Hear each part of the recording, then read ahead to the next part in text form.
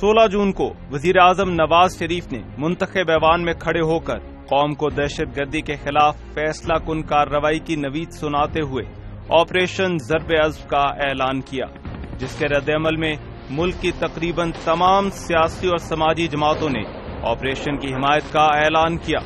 لگ رہا تھا کہ اب سیاسی بے یقینی ختم ہو جائے گی اور قوم یکسو ہو کر جنگ میں اپنی فوج کے شانہ بشانہ کھڑی ہو جائے گی، مگر اگلے ہی دن 17 جون کو لاہور میں ہونے والے پولیس ایکشن کے بعد سیاسی بے یقینی اپنے عروج کو پہنچ گئی اور تمام نظریں طاہر القادری کی واپسی پر جم گئی۔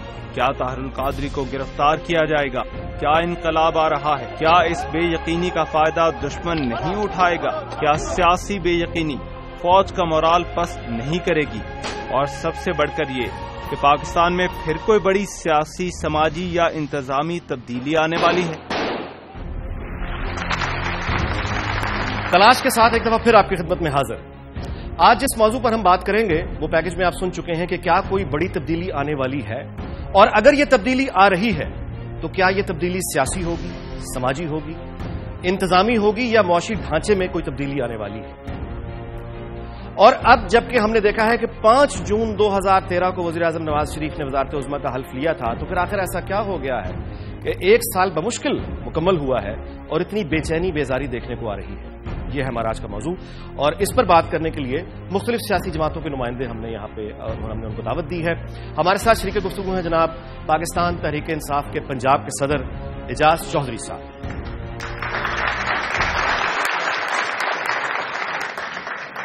پاکستان مسلم لیگ نون کی نمائندگی کرنے کے لیے ہمارے ساتھ صوبائی اسمبلی کے ممبر رانا اشرف صاحب تشریف فرما، پاکستان پیپلز پارٹی سے تعلق رکھنے والے پنجاب کے صوبائی رکن جناب شوکت بسرا صاحب، جماعت اسلامی کے سینئر رکن پاکستان کے ان چند سیاستدانوں میں جن کا شمار جو آج بھی نظریات پہ یقین رکھتے ہیں، جناب حافظ سلمان بٹ صاحب، پاکستان عوامی تحریک جو کہ آج کل موضوع بحث ہے پورے ملک کے سیاسی حلقوں میں، ان کی نمائندگی کریں گے جناب عارف چودھری صاحب، اور دنیا نیوز کے مارننگ شو کے اینکر آپ نے دیکھتے ہیں، اینالسٹ، پولیٹیکل اکانومی کے ماہر ہیں جناب سعید قاضی صاحب۔ سوال وہی ہے کہ اتنی جلدی، اتنی بےتابی کیوں، اور کیا کوئی واقعی بڑی تبدیلی آنے جا رہی ہے؟ شکریہ نیک۔ پہلی بات تو یہ ہے کہ جس معاشرے میں اس وقت ہم زندہ ہیں، اس کی ایک بہت زبردست خواہش یہ ہے کہ تبدیلی آئے، اور جو تبدیلی لوگوں کے پیش نظر ہے وہ ہمہ پہلو ہے، وہ سیاسی بھی ہے، وہ سماجی بھی ہے، وہ حکومتی بھی ہے، وہ نظام کی تبدیلی اصل میں لوگ چاہتے ہیں۔ اور یہ کوئی آج کل کی یا 1 سال کی بات نہیں ہے، یہ مسلسل 67 برس کا جمع ہونے والا ظلم ہے کہ جس کا رد عمل لوگوں کے اندر اس وقت نظر آ رہا ہے۔ چھوٹا سا کوئی واقعہ ہوتا ہے پورا ملک کھڑا ہو جاتا ہے۔ بات یہ ہے کہ چنانچہ لوگوں کی یہ خواہش ہے، خواہش تو ہے، لبوں کے اوپر آ گئی ہے، نہیں خواہش تو ہے، لیکن اس میں کیا ہماری معاشرے میں ایک براڈ بیس اگریمنٹ پایا جاتا ہے کہ اگر یہ نہیں ہے تو پھر کیا ہو؟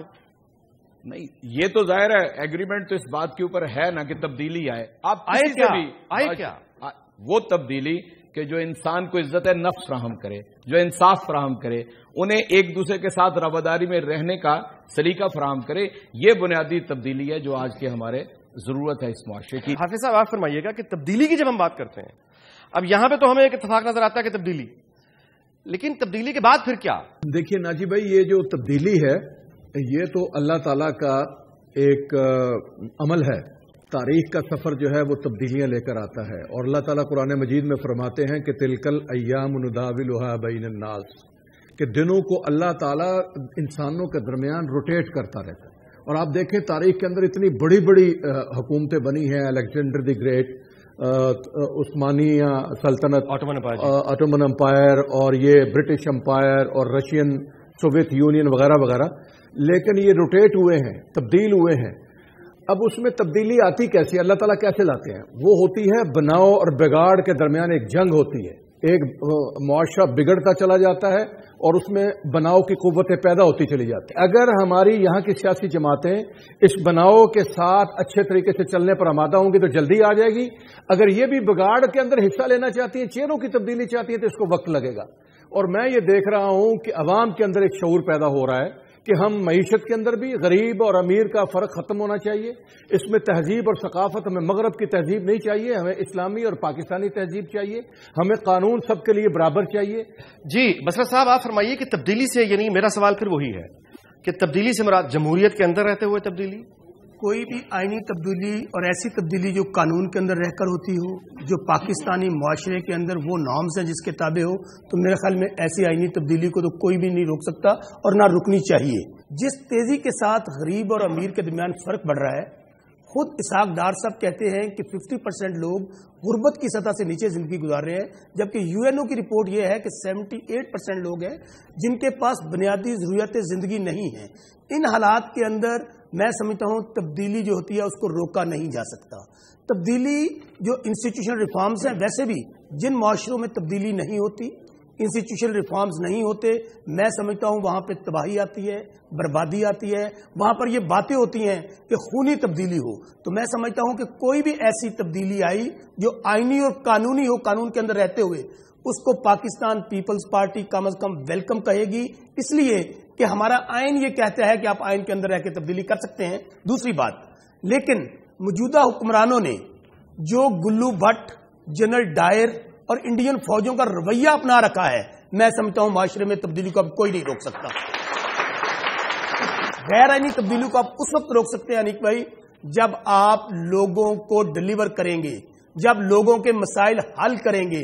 اب حالات یہ ہیں کہ جو واقعہ ماڈل ٹاؤن میں ہوا ہے، اگر ایک آدھا واقعہ اور، کیونکہ موجودہ حکمرانوں کا یہ رویہ ہے، یہ میاں نواز شریف صاحب اگر ان کو آپ برطانیہ کا وزیر اعظم بنا دیں، یہ وہاں بھی ماشاء اللہ لگوا دیں گے، کیونکہ ان کا پرابلم ہے. ان کا پرابلم یہ ہے جب یہ گھر سے نکلتے ہیں، یہ سوچ کے نکلتے ہیں کہ آج میں نے کس سے پنگا لینا ہے. آپ کی بات شروع کرتے ہیں یہیں سے. وقت ہوا ہے کمرشل بریک کا، اس کے بعد آپ سے یہیں ملاقات ہوتی ہے. دیکھتے رہیے دنیا.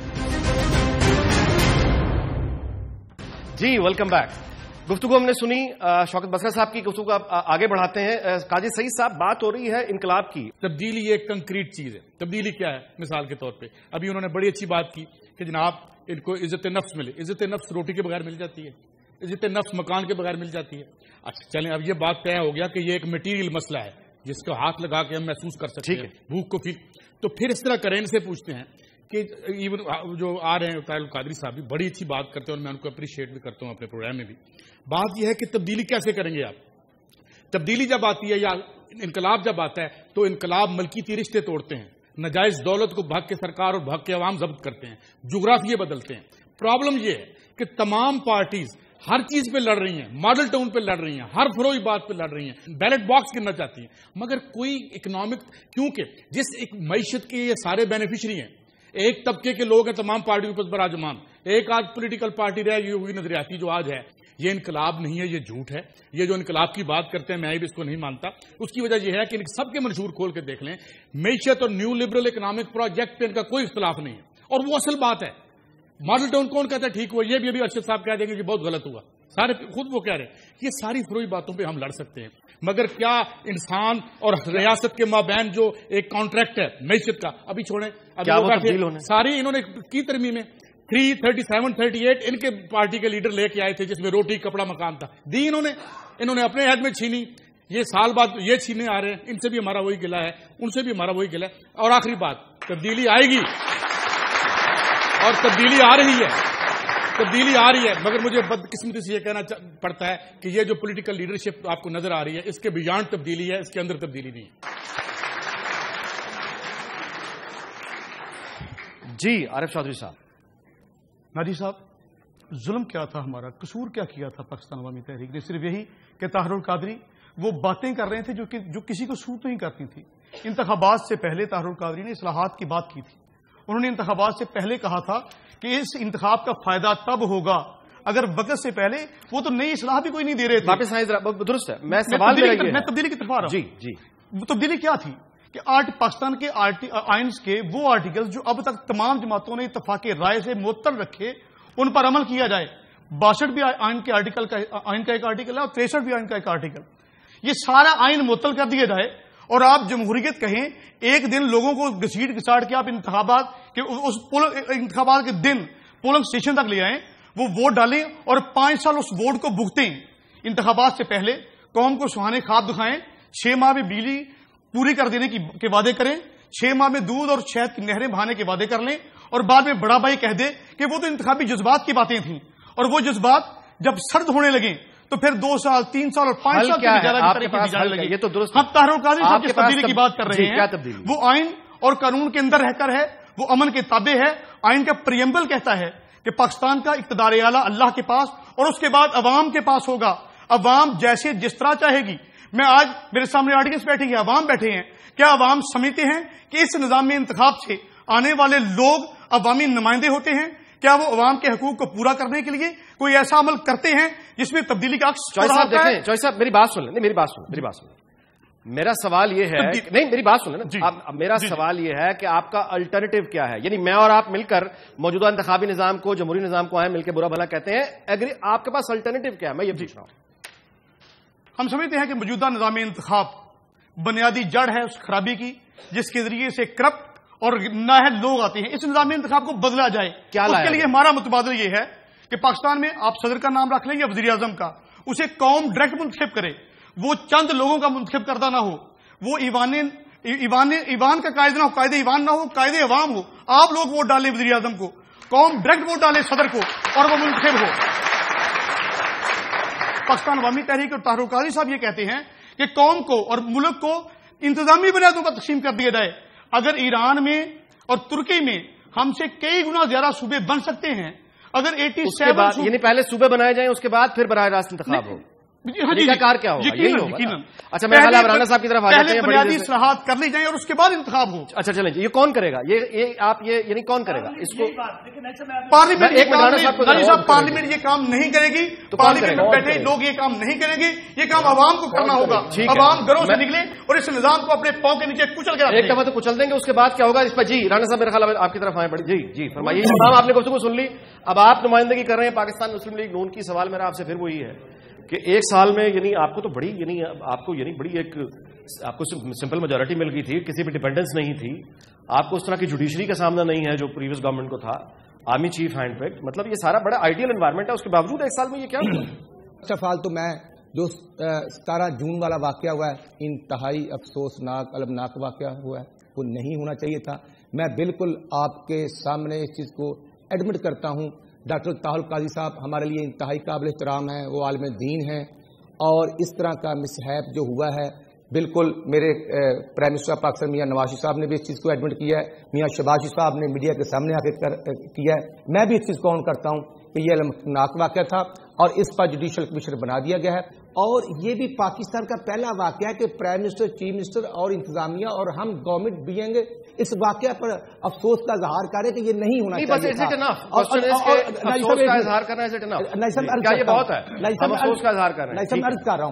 میں باہر سے بیٹھا دیکھ رہا ہوں, میرے پاس کوئی انتظامی ذمہ داری نہیں ہے, مجھے کسی نے افسوس میں وہی افسوس ہوا, مجھے بڑا بدقسمتی سے. لیکن ایک آدمی ذمہ دار ہے, وہ کہ مجھے افسوس ہوا, میرے گھر چوری ہو گئی, میں تھانے میں جاتا ہوں. ناجی صاحب ایک ذمہ داری کو محسوس کرنا کہ یہ کام غلط ہوا ہے, میں سمجھتا ہوں کہ یہ بھی اللہ تبارک و تعالیٰ کی رحمت ہوتی ہے اس کو تسلیم کرنا. اگر تو ہم اخلاقی روایات میں, مذہبی روایات میں, تو آپ تسلیم دل سے معاملات میں عرض کر رہا ہوں. میں نے محسوس کیا, میں بڑا معذور. عارف چودھری صاحب انتہائی قابل احترام ہے, ان کا موقف بالکل ٹھیک ہے, میں ان کے ساتھ 100% ایگری ہوں. دوسری گزارش یہ ہے کہ اسی پاکستان کے اندر 4 دفعہ پاکستان کے آئین کو توڑا جاتا ہے. اسی پاکستان کے اندر جمہوری پرائم منسٹر کو سزائے موت دی جاتی ہے. اسی پاکستان کے اندر پرائم منسٹر کو قید و بند کی جیل برداشت کرنی پڑتی ہے. دیکھیں نا, یہ الحمدللہ یہ پاکستان 28 مئی 1998 کو بنا تھا. ماضی کے بھوتوں کو کوئی ماضی میں یہ ہوا, ماضی میں وہ ہوا, یہ واقعہ میں اسی طرف آ رہا ہوں. اب عرض یہ ہے کہ 11 مئی 2013 کو اللہ تعالیٰ کی رحمت سے عوام نے ووٹ ہمیں دیے. پہلے مینڈیٹ ہمارے پاس نہیں تھا, پہلے 5 سال پارٹی کے پاس تھا, اس سے پہلے پرویز مشرف صاحب اور کاف لیگ کے پاس رانا صاحب میرے خیال میں مطالعہ پاکستان پڑھانے لگ گئے ہیں. میں اپنا جی ناجی صاحب میں اس کی طرف آ رہا ہوں. کہاں سے ہو کے آ رہے ہیں نہیں صاحب میں نے آپ نے بات کی انقلاب کی, میں انقلاب کی طرف آ رہا ہوں کہ جو لوگ ہم سے توقع رکھ رہے ہیں کہ ود ان 6 months, دیکھیں نا جی, اگر یہ بات آئے کہ ہم نے پاکستان میں 1 سال میں کیا کیا تو وہ میں کنوا سکتا ہوں. یہاں پر رانا ارشد صاحب نے کنفیشن سٹیٹمنٹ دیا ہے. ساری گفتگو ان کی یہ ہے کہ عارف چوئی صاحب ٹھیک کہہ رہے ہیں, یہ بڑا غلط واقعہ ہوا ہے. بالکل پاکستان وزیر اعلیٰ کے ابھی تک 2 موقف سامنے آ چکے ہیں. ایک انہوں نے یہ کہا کہ مجھے معلوم نہیں ہے, اور دوسرا انہوں نے یہ کہا کہ میں نے 2 دفعہ انہیں منع کیا ہے. ایک دفعہ 8:30 بجے صبح اور دوسری مرتبہ 10:30 بجے. مجھے یہ بتائیے اس کنفیشن سٹیٹمنٹ کے بعد اور وزیر اعلیٰ کی اصلاح علمی کے بعد اس شخص کو وزیر اعلیٰ رہنا چاہیے؟ اس بالکل آپ کا جواب لیتے ہیں اس کمرشل بریک. جی ویلکم بیک. عارف چودھری صاحب, بات یہ ہے کہ یعنی اب ہم نے جو حافظ صاحب کی گفتگو سنی اور تبدیلی کا اور مساوات کا جو انہوں نے 2 مثالیں دی ہیں, اسلامی تاریخ سے اور ایک سوویت انقلاب سے, معاملہ یہ ہے کہ کیا ہم یہ توقع کریں کہ طاہر القادری صاحب جو ہے وہ کسی جاپانی جیپ میں نہیں بیٹھیں گے, جرمن گاڑی میں نہیں بیٹھیں گے, وہ کسی ایکسٹریم ویدر میں اپنے لیے کسی کنٹینر میں نہیں بیٹھیں گے, وہ اسی کارکن کے ساتھ کھڑے ہو کے پسینہ بھی بہائیں گے, وہ یعنی اتنی لوڈ شیڈنگ ایئر کنڈیشن بند کر دیں گے, وہ بالکل اپنے عام کسی پاکستانی کی طرح زندگی گزاریں گے. میں بات کروں گا تبدیلی کے ابتدا سے کہ قوموں کے زندگی میں جب عروج اور زوال کی بات ہوتی ہے تو زوال جو ہے وہ جمود, بے شعوری اور مایوسی کا نام ہے. جب اس انتہا تک قوم پہنچ جائے کہ اب کچھ نہیں ہو سکتا, قوم دیکھے اپنے سامنے ظلم ہوتا اور برداشت کرتی رہے کہ اب کچھ نہیں ہو سکتا, تو یہ انتہا ہوتی ہے. یہاں سے سفر شروع ہوتا ہے پھر عروج کا, اور اس کا پہلا نقطہ جو ہے وہ شعور ہے کہ یہ پتا چلے کہ اور تشخیص ہو کہ پرابلم کہاں ہے. راجی صاحب, پرابلم اس وقت ہے نظام انتخاب میں.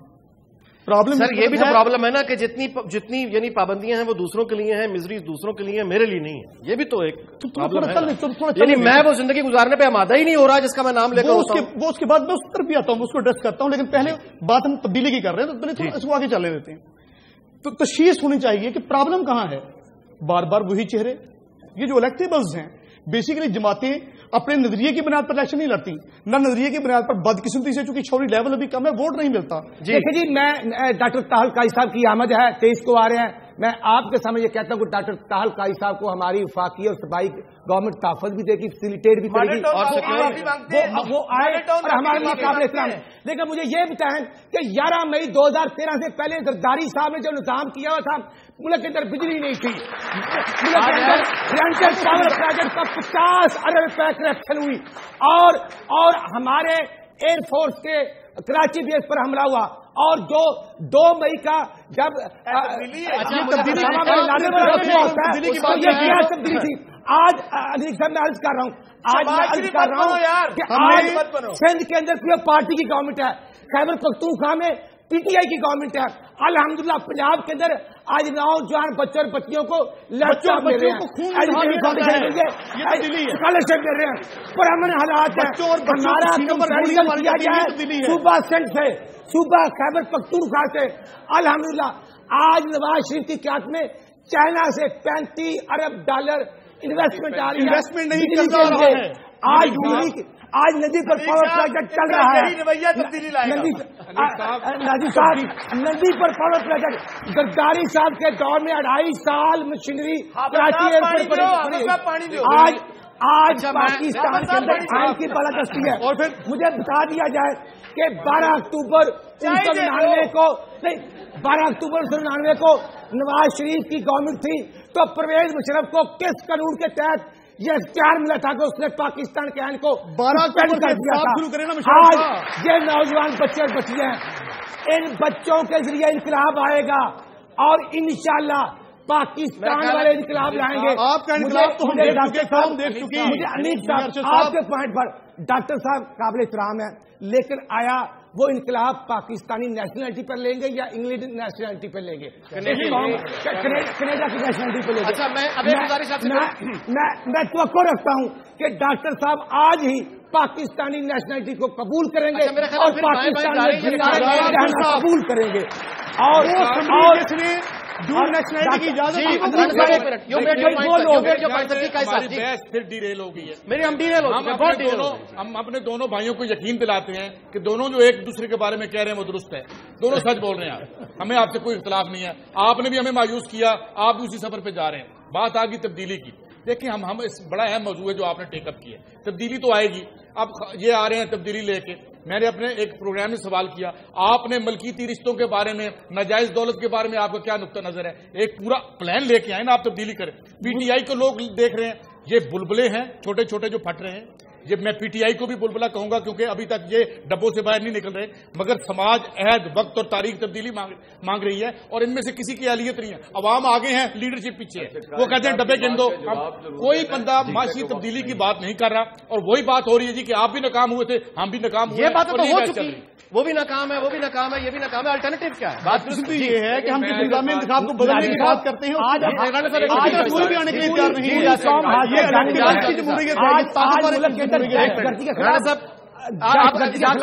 कौम हाल से जंग में है, पूरी कौम को मिलकर अपने मुल्क को महफूज करना है और अफवाज पाकिस्तान के साथ खड़े होकर दहशतगर्दों से अपने मुल्क को महफूज पाकिस्तान के साथ कौम खड़ी होने जा रही थी। गोलियां आपने मारी, मैंने तो नहीं मारी। नाजी साहब, हम सारी बहस का मरकजी धारा कौम के साथ हैं, हम फौज के साथ हैं। हम उन दहशतगर्दों को मुल्क से निकालना चाहते हैं जो पाकिस्तान के मासूम बच्चों और गैर मुल्की फंडिंग से, गैर मुल्की एजेंडे से पाकिस्तान के अंदर आकर मदरसों पर फायरिंग हो रही है। कराची के एयरपोर्ट पर फायरिंग होती है। इन हालातों में साहब ये सारी की सारी बातें वो हैं जो तवज्जो हटाने के लिए, ये सारी तवज्जो हटाने वाली बातें, साहब ये सारी बातें तवज्जो हटाने वाली बातें। इन हालात का मुकाबला करने के लिए हमें सारी कौम को इकट्ठा होना पड़ेगा। क्या वो कहते हैं अकल मऊक हो जाती है ना, सुम बुक्कुन यम फाम ला यरजिऊन, पर्दे पड़ जाते हैं। ये बेवकूफी को तब्दील यही कुछ कर रहे हैं जरदारी साहब के चाहने वाले। देखे ना, लास्ट है, उसके बाद मैं आपके क्वेश्चन की तरफ आ जाऊंगा। जी, जाने से पहले आपसे एक बात कहना चाहता हूं कि पाकिस्तान को आईनी, जमहूरी और इंतखाबी रास्ते को इख्तियार करना है। अगर इसके अलावा कोई रास्ता इख्तियार किया गया तो वो तबाही से कम नहीं होगा। एक बात। दूसरा, इस मुल्क और कौम के अंदर यानी लार्जली दो पार्टियों को आजमा लिया गया है। इसके बाद सिर्फ और सिर्फ फर्क क्या है? हाफिज साहब ने माशाल्लाह बहुत अच्छी गुफ्तगू की है। आज कंटेम्परेरी टाइम में, आज के वक्त में बात कर लें, नवाज शरीफ, जरदारी या इमरान खान। नहीं, 10 करोड़ जिस रिफॉर्म की हम बात का हिसाब का रूल है, की हम बात कर रहे हैं जो इनमें आपको 10 करोड़ रुपए की जरूरत पेश नहीं आएगी। वहां पर लोगों को अगर इंसाफ मिले, मुझे ये बताएं, मैं आपको बताता हूँ, आपके हमसाये के अंदर इंतखाबात होते हैं, 48 करोड़ लोग वोट देते हैं। मुझे बताइए, आवाज भी वहां पर बढ़ाने के नहीं आते।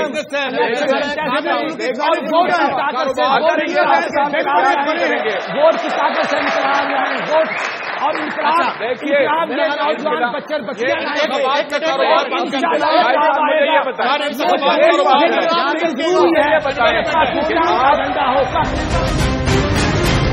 जी, वेलकम बैक। गुफ्तगू का आगाज करते हैं, हाफिज साहब के पास चलते हैं और हाफिज साहब से मैं जरा पूछना चाहूंगा कि ये जितनी तब्दीली की बातें हैं, अब हम अवामी तहरीक की तरफ से सुन रहे हैं कि ये अब आइन की से बालातर, ये जो मुतालबात हैं ये पूरे कौन करेगा? पूरा करने की ताकत कौन रखता है? जमहूरियत हो, इस मुल्क का माशी निज़ाम हो, यानी सियासी जमहूरियत से मुराद सियासी, मुआशी, मुआशरती, कानूनी, अदालती, जी, ये सारे निज़ाम कोलैप्स कर चुके हैं। और इसके अंदर जब तक तब्दीली नहीं आएगी, यानी जमहूरियत, ये कौन सी जमहूरियत है कि जिसके तहत आप पूरे इंतखाबी निजाम को ही बेड़ागर्क कर देते हैं? आप 35 पेंशन लगाते हैं कि 235 पेंशन लगा देते हैं, ये जमहूरियत है? हमारी मईशत ये है कि जिसके पास पैसा है उसका पैसा बढ़ता चला जा रहा है, जिसके पास पैसा नहीं है लगाने को वो गरीब तर होता चला जा रहा है। ये मुआशी निजाम है हमारा। इस मुल्क के अंदर हमारी तालीम का क्या सिलसिला है? ये बच्चे बैठे हुए, इनसे पूछे कितनी फीस है? इस फीस को अदा करके क्या कोई पार्टी का, कोई लुहारी का, कोई मजंग का, कोई ये आदमी ये फीस दे के पढ़ सकता है? ये तबकात बन गए। ये जमहूरियत है, ये सियासत है, ये मईशत है, ये मुआशरत है, ये तालीम है, ये इंसाफ है, ये अदालत है।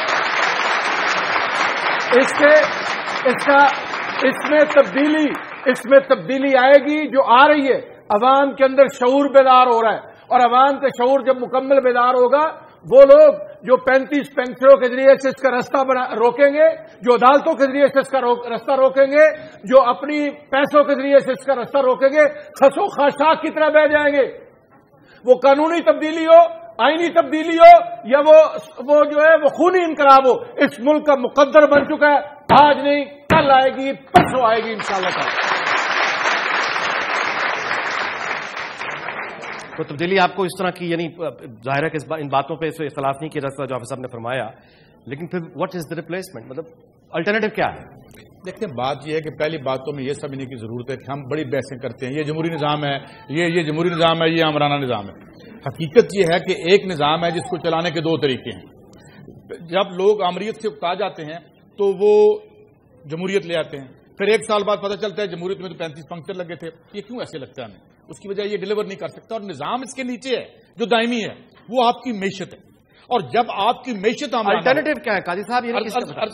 معیشت آپ کی آمرانہ ہے، ٹھیک ہے، اگر اس معیشت کو آپ جمہوری نہیں کیسے جمہوری نہیں، آپ جو انسان کو رائٹس آپ نے دینے ہیں، جو آپ نے آئین میں لکھ رکھا ہے، جی، اس کو آپ نے مکان دینا ہے، کیسے؟ اسلام سوشلزم یا کیپٹلزم کی بحث کو چھوڑیں، یہ جو آپ نے اپنا آئین بنا رکھا ہے، اس میں آپ پروگریسو ٹیکس لگا کے دکھا دیں، اس میں آپ جو ہے قاضی صاحب حل بتائیں نا، یعنی جو الٹرنیٹو ہوگا وہ معاشی نظام کیا ہوگا؟ یعنی برابری کیسے ہو؟ حافظ صاحب نے کہا کہ اسکول ایک جیسے ہوں، دیکھیں یہ برابری کیسے ہو؟ میں کہتا ہوں برابری کو تو چھوڑیں، آپ جو آپ نے بیئر منیمم رائٹس رکھے ہوئے ہیں آپ تو وہ نہیں دے سکتے، اور یہ اس ملک کے 10 بندے ایسے ہیں جو اس ملک کا جو $60 بلین کا قرضہ ہے وہ دے سکتے ہیں، اور اس میں سے ہمارا سب کا یہ اتفاق ہے کہ 80% 2 نمبر پیسے ہیں، تو کیا آپ ضبط نہیں کر سکتے؟ پولیٹیکل پارٹی کے فیکٹس اینڈ فگرز اپنی جگہ، میں کہہ رہا ہوں کیسے ریاست ضبط کرے، اب آپ نے بات کی ہے نا، ریاست ضبط کرے، کیسے ہوگا؟ 2 نمبر پیسہ ریاست ضبط کرے اور بحق عوام اس کو استوار کرے، اور یہاں پہ ہاؤسنگ کا مسئلہ حل کرے، صحت کا مسئلہ حل کرے، تعلیم کا مسئلہ حل کرے۔ دیکھیے دنیا میں وہ نظام کامیاب ہوتے ہیں جس کو چلانے کا دعویٰ کرنے والے اس نظام پر عمل کر رہے ہوں۔ ایک آپ نے ابھی انقلاب کی بات کی، رسول اللہ صلی اللہ علیہ وسلم کا انقلاب تھا۔ آپ کا انقلاب یہ تھا کہ ایک صحابی نے کہا یا رسول اللہ صلی اللہ علیہ وسلم میرے پیٹ پر دیکھے پتھر بندھا ہوا ہے، آپ نے کرتا اٹھایا تو 2 پتھر بندھے ہوئے تھے۔ وہ نظام یہ تھا کہ جب عمر بن خطاب یہ فلسطین کی بیت المقدس کی فتح ہوئی تو یہودی عیسائی چڑھے ہوئے تھے اس کے قلعے کے اوپر فصیل پر، اور وہ دیکھ رہے تھے خلیفہ آ رہا ہے، اور ایک اونٹ پر خلیفہ اور غلام تھے۔ انہوں نے پوچھا بتاؤ یہ جو جس نے اونٹ کے اوپر ہے وہ کون ہے، جس نے وہ مہار تھامی ہوئی وہ کون ہے؟ لوگوں نے بتایا کہ غلام اوپر بیٹھا ہوا ہے اور مہار تھام کر خلیفہ چل رہا ہے، کیونکہ وہ باری باری سواری کر رہے ہیں۔ یہ ہے برابری، یہ ہے برابری۔ اور اگلی سن لے، ایک کمیونسٹ انقلاب آیا تھا، کمیونسٹ انقلاب، میں اس کا مخالف ہوں، لیکن کارل مارکس نے کہا کہ کمیونزم ہوگا، تمام لوگ اشتراکیت کے مطابق ہوں گے، وہی روٹی ان کا صدر کھاتا تھا جو ان کا مزدور کھاتا تھا، وہی کپڑا ان کا صدر پہنتا تھا جو ان کا مزدور پہنتا تھا، اس لیے وہ انقلاب 1917 میں آ گیا تھا۔ کیپٹلسٹ انقلاب کی بات کریں آج، مگر میں اس کا بھی مخالف ہوں، میں اسلامی نظام معیشت کی بات کرتا ہوں، لیکن آج ان کا پریزیڈنٹ، ان کا پرائم منسٹر، ان کے وزراء، ان کے ممبر پارلیمنٹ پورا ٹیکس ادا کرتے ہیں، وہ ٹیکس چوری نہیں کرتے۔ آج آپ وہ کیا تھا نکسن کا تھا، وہ جب وہ اس نے ٹیپ کرا لی تھی استعفیٰ دینا پڑا تھا۔ آپ دیکھیے کہ بل کلنٹن، اس کو قوم نے یہ نہیں کہا کہ آپ نے بدبختی کی ہے اپنی قوم کی بیٹی کے ساتھ، لوگوں نے کہا جھوٹ کیوں بولا ہے، اتنی بات پر ریپریمانڈ کرتے ہیں، پورا ٹیکس دیتے ہیں، ان کے اوپر قانون لاگو ہوتا ہے، اگر ان کا وزیر اعظم ٹریفک کی خلاف ورزی کرے جرمانہ ہو جاتا ہے۔ کیا ہمارے ملک میں یہ ہو سکتا ہے؟ یہ تبدیلی اس وقت آئے گی جب وہ حکمران آئیں گے جن کے پیٹ پر 2 پتھر ہوں، وہ حکمران آئیں گے جن کا صدر بھی وہ کھائے گا جو ان کا مزدور کھائے گا، وہ حکمران آئیں گے جو اتنا ٹیکس دیتے ہو جتنا غریب آدمی بھی دینے پر مجبور ہو۔ وہ ہوگا جو کہتے ہو وہ کرو، پاکستان ٹھیک ہو جائے گا، تبدیلی آ جائے گی، خوشحال ہوگا، پرامن ہوگا۔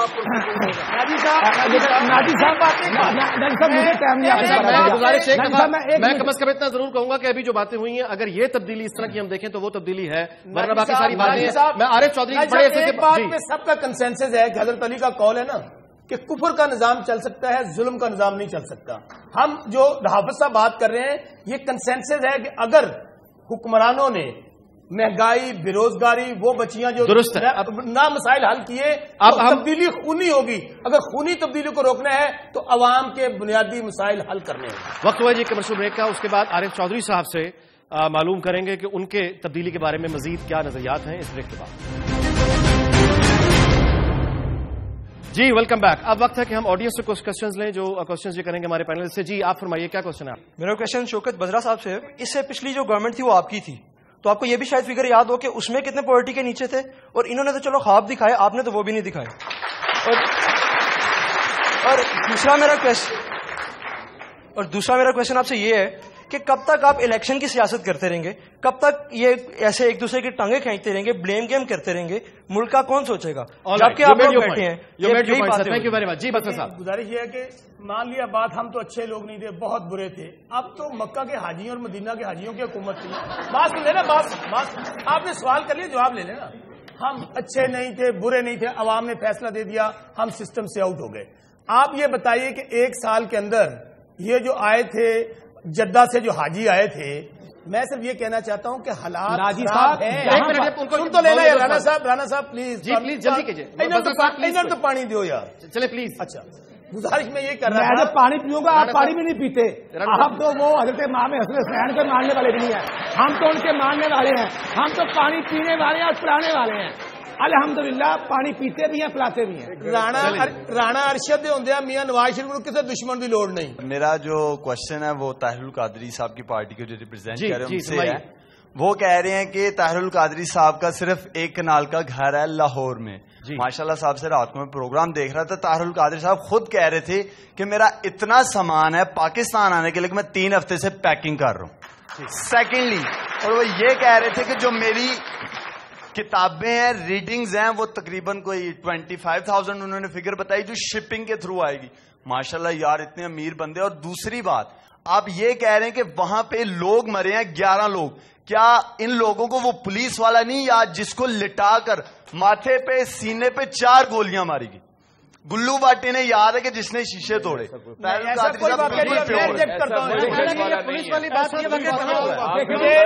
چھوٹے گلو باٹ سن لو, دیکھیں یہ نہیں کہنا چاہیے.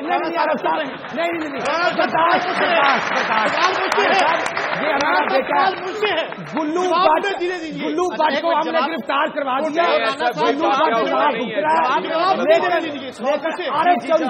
ایسا نہیں کہنا چاہیے.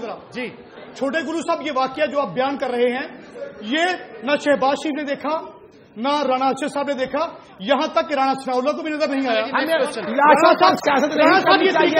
افسوس کا اظہار کرنا چاہیے کہ یہ افسوسناک واقعہ ہوا ہے. آج ہماری آرمی حالت جنگ میں ہے, حکومت حالت جنگ میں ہے, ہمیں پاکستان کی حفاظت کرنی ہے.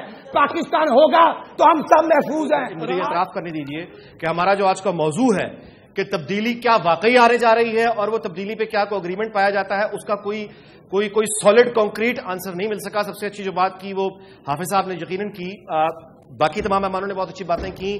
ہم صرف اور صرف فوکس کر رہے ہیں برائیوں پہ اور برا بھلا کہنے پہ, ہم الٹرنیٹیو نہیں دے رہے. میں لاسٹ ٹرائی کرتا ہوں اپنے ایک مہمان سے دوبارہ پوچھوں گا الٹرنیٹیو ان کے نزدیک کیا ہے اور وہ کیسے ممکن ہے, کیا کوئی بڑی تبدیلی آنے جا رہی ہے. میں قائد صاحب سے شروع کرتا ہوں. جی میرے خیال میں ہم تبدیلی کا شور مچا کے تبدیلی سے بچنا چاہتے ہیں. ایک عہد مر رہا ہے, ایک عہد جنم لے رہا ہے, اور اس عہد کے لیڈر سامنے نہیں آ رہے. اور یہ جو ماتم کرتے ہمیں نظر آتے ہیں یہ ماضی کے مزار ہیں. وہ اس لیے کہ ان میں سے کوئی اپنی ملکیتیں چھوڑنے کو تیار نہیں ہے. ریاست جب تک ان سے پیسے نہیں لیتی اور لے کے عوام کے لیے خرچ نہیں کرتی اور نیو لبرل اکنامک پروجیکٹس کو جو ہے وہ شیلف نہیں کرتی, اور یہ بیٹھے ہوئے میرے دوست پیپلز پارٹی والے, یہ واحد انقلابی پارٹی تھی سوشلزم کا جس نے نام لیا تھا, یہ بھی اس سے بھاگ گئے اور یہ بھی آ کے اسی دسترخوان پہ بیٹھ گئے جو سارے کھا رہے تھے. تو میں یہ کہہ رہا ہوں کہ یہ بلبلے اٹھ رہے ہیں, چاہے وہ ان کا بلبلا ہو جو قادری صاحب کا ہے, چاہے ان کا بلبلا ہو, کیونکہ یہ رسپانسبلٹی نہیں لے رہے. یہ تبدیلی کے لیے ان ایشوز کو ایڈریس ہی نہیں کر رہے جو عوام سننا چاہتی ہے. وہ اسکول مانگ رہے ہیں. بات یہ ہے کہ تبدیلی ایک ہی ہوتی ہے تونسیا میں, ایک ہم اکٹھے ہوئے وہاں پہ ہٹا دیا, وہ انتشار آ گیا. لیبیا میں, عراق میں, کیا اس طرح کی تبدیلی پاکستان میں ہوگی یا کوئی شعوری تبدیلی ہوگی, بہتری کی طرف ہوگی؟ میرے خیال میں جو مڈل ایسٹ میں جو ہوا ہے اس کے مقابلے میں پاکستان میں جو تبدیلی آئے گی وہ پرامن طریقے پر آئے گی انشاءاللہ تعالی. صرف ہمیں منافقت چھوڑنی ہوگی, ہماری لیڈرشپ کو جو وہ کہتے ہیں وہ کرنا ہوگا, صرف کہنا کچھ اور کرنا کچھ, اس رویے کو ترک کرنا ہوگا. عوام بھی دیکھیں کہ جو لیڈرشپ ہے پولیٹیکل پارٹیز ہیں ان میں کتنی منافقت ہے, کون کہتا کیا ہے کرتا کیا ہے. جب عوام بھی یہ رویہ اختیار کر لے گی انشاءاللہ تبدیلی آ جائے گی. جی رانا صاحب، تبدیلی کی ضرورت ہے. نوجوان بچے اور بچی کو روزگار چاہیے, بچوں کو ایجوکیشن چاہیے, ہیلتھ چاہیے. اس کے لیے ناجی صاحب کوشش کر رہے ہیں, کیونکہ بدقسمتی سے جب سسپینڈ ہوتا ہے سارا نظام ڈسٹرب ہوتا ہے. لہٰذا آج کوئی تبدیلی آنے جا رہی ہے. طاہر القادری صاحب آ رہے ہیں, کوئی تبدیلی آپ کو نظر آ رہی ہے؟ طاہر القادری صاحب قابل احترام, لیکن وہ تبدیلی نہیں لا سکتے. آپ انہیں پھانسی تحریک میں لے رہے ہیں؟ نہیں, ہم ان کی حفاظت کریں گے, وہ ہماری ذمہ داری ہے. ہم ان کو تحفظ دیں گے انشاءاللہ, اور ہر پاکستانی کو تحفظ دینا حکومت کی ذمہ داری ہوتی ہے. تبدیلی ہماری قوم کی امنگ ہے, اور بالخصوص پاکستان کی جو نوجوان نسل ہے وہ تبدیلی کے لیے جدوجہد بھی کر رہی ہے. اور اس ملک کے اندر ایک ہی شخصیت ہے کہ جو در حقیقت تبدیلی کے لیے جدوجہد کر رہے ہیں, اور وہ ہے عمران خان. اس لیے تبدیلی آ رہی ہے آپ کے خیال میں عمران خان لے کر آئیں گے؟ جی, عمران خان ہی تبدیلی لے کے آئیں گے. باقی سب کے سب حکومتی نظام کے اندر جکڑے ہوئے ہیں. عوام کے بنیادی مسائل, مہنگائی, بے روزگاری, امن و امان, لا اینڈ آرڈر کی سچویشن اگر بہتر نہ ہوئی تو میں تبدیلی, خونی تبدیلی دیکھ رہا ہوں, مجھے آئینی تبدیلی نظر نہیں آ رہی. جی, تبدیلی اس وقت قوم کی ضرورت بھی ہے, اور اب ڈیمانڈ بھی بنتی جا رہی ہے. طاہر القادری صاحب 23 جون کو پاکستان میں تشریف لا رہے ہیں, اور ان کے آنے کے بعد انشاءاللہ تبدیلی کے اس سفر کا آغاز ہوگا جو بالآخر مکمل اور بھرپور تبدیلی پر ختم ہوگا. آپ نے سنا ہوگا وہ شیر آیا شیر آیا شیر واقعی آ جاتا ہے. تبدیلی یہ نعرہ اتنا زیادہ ہو گیا ہے کہ اب ڈر یہ ہے کہ ایسا نہ ہو کہ حالات اور لوگ آگے نکل جائیں اور قیادتیں پیچھے رہ جائیں, اور اگر ایسا ہوا تو پھر وہ تبدیلی, اس کا نتیجہ کیا ہوگا یہ تو میں نہیں کہہ سکتا, لیکن وہ طریقہ جو ہے شاید پھر وہ کسی کے بھی بس میں نہ رہے, اور وہ انتشار کی کیفیت ہوتی ہے جس سے بچنے کی بہرحال ہم سب امید بھی کرتے ہیں, دعا بھی کرتے ہیں. آپ سب کا بہت بہت شکریہ. دیکھتے رہیے دنیا.